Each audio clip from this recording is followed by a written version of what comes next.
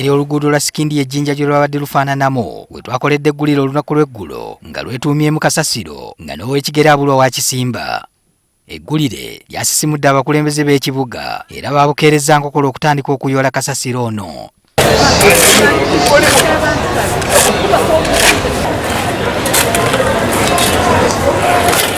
Tekimanyiddwa gye bajje bukubirira ebimotoka ebimuyoola kuba bibadde byetalanga namutala omunyageko ente nga bitwala bwe bidda. Bwe tutuukidde mu kifo kino nga wabadde watayisika kigere wayoyootebwa, Meeya wa Southern Division Nasa Ashraf yakulembeddemu okuyoola Kasasiro ono. Abantu abayita wano bonna bangi ate n'embeera yennyini ekosa obulwadde ate n'ebyenfuna byonna biba bikoseddwa.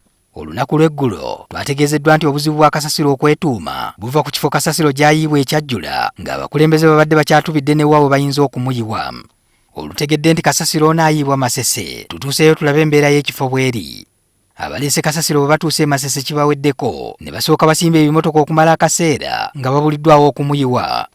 Wabula oluvannyuma Meeya Nasa Ashraf atubuulidde amagezi ge basaze mu bwangu. Ekya Kasasiro kyabadde kituyitiriddeko nnyo nga gye tumutwala ekirombe kijjudde nga tetukyalina space ekolayo, naye kye tukoze tugenze ne tulongoosaayooko awatono we tusobola okukola tugyewo Kasasiro yonna ekibuga kidde mu mbeera.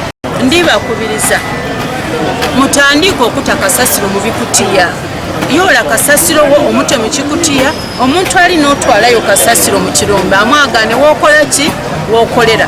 Market guideline dhamati zikoba nti esente ezisolozebwa mu butale ziyina kuyiranga mu kutereeza ki butale. Esente ezisolozebwa mu butale ne dijja okusolozanga Kasasiro, ne dijja okusasulanga amaadi ga katale, ne dijja okusasulanga amasannyalaze ga katale. Aye gavumenti yataawo system ni Meeya Ashraf gy'atasobola kulwanisa kubanga esente zonna bwe zisolozebwa dijja ku central government. John Genda nga mulondoozi w'emirimu gya gavumenti ez'ebitundu anywezezza ekyabakulira ekibuga okwesiba ku ky'okufuula Kasasiro eky'omugaso nga bamukolamu ebintu ebirala. Sustainable strategy eya Kasasiro ono kyendidde eriyo ttiimu eri kukikolaku tidde we batuuse but tukwebuuza nti Kasasiro tumukozesa tutya n'abanga ali value addition alisindidde nti Kasasiro oyinza omukolamu amasannyalaze